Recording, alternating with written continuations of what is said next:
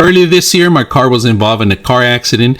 Initial report shows that everything was against us, that it was we were in fault. But after demonstrating and showing the video, everything was changed around. If it wasn't for a video on a dash cam of a car, we wouldn't have never gotten our evidence, and everything would have been lost, and everything would have been against us.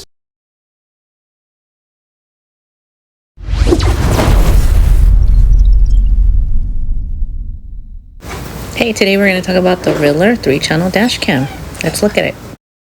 Once you open the package, these are the accessories that it comes with. So here you see the front camera lens and the inside camera lens, and the menu button for the power and microphone.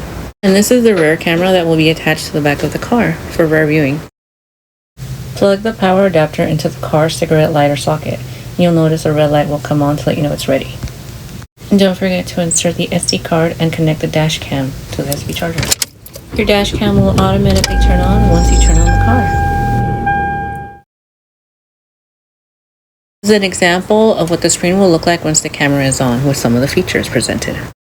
Some features include GPS signal, Wi-Fi, recording time, resolution, parking mode, microphone, timestamp, current speed, and WDR. This enables the camera to take good quality pictures. Okay, let's see how this works. Here's the inside view during the daytime. So now you will see the rear view and the front view while driving at night. And as you can see, it's pretty clear. Thank you for watching this video. Hope you enjoyed it. 99.6 of you are not subscribers in my channel.